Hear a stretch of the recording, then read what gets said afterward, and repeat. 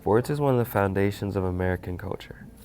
In 2019, 103.5 million Americans tuned in to watch the Super Bowl.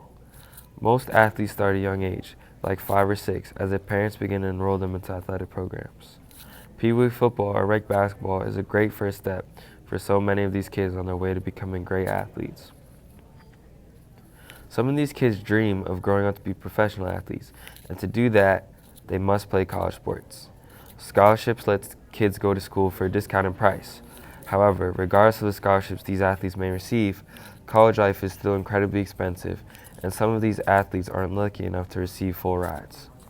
Not to mention, there are so many expenses outside of tuition. Toiletries, food, clothing are all things that are not covered by a scholarship. It never made sense for college athletes to be given not a penny, while corporations like the NCAA were making billions off of them. Like any other professional athlete, these student athletes are commercialized for their talents and used as public figures in order to make money. In 2014, a UCLA basketball star, Ed O'Bannon, led the beginning of the fight for the Fair Pay to Play Act. O'Bannon and many other Division I athletes, aware of their unfair treatment at the hands of the NCAA, filed a lawsuit entitled O'Bannon versus the NCAA that would change everything. O'Bannon argued that students should be able to receive compensation off their name after they graduated.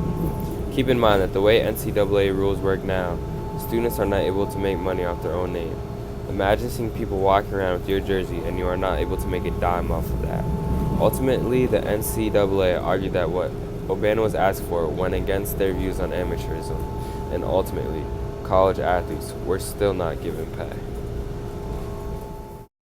In March of 2019, the NCAA released a commercial that caused a lot of tension between student athletes and the NCAA.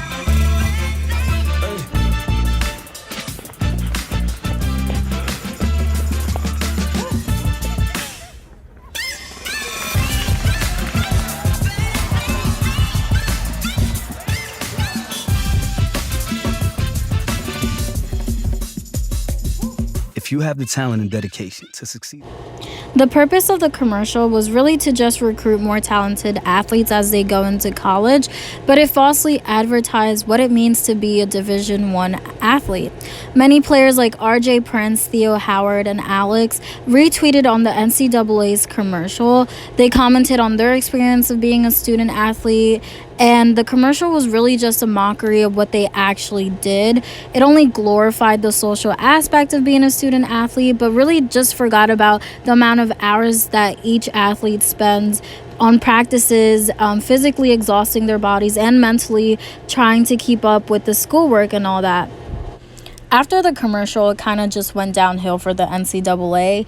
They were discovered to have made over $1 billion in revenue off of student athletes. And the right thing to do only became more obvious as more influential athletes and even Bernie Sanders started to advocate for the pay of student athletes. In October, Governor Gavin signed the Fair Pay to Play Act into law for the state of California. And since then, we've seen more states fighting to have similar laws passed down for their athletes as well. You know, student athletes are becoming more aware of the high demands colleges are expecting from them and how much money they could actually bring in for the colleges. So the least they could do is really just pay for them and their hard labors and efforts.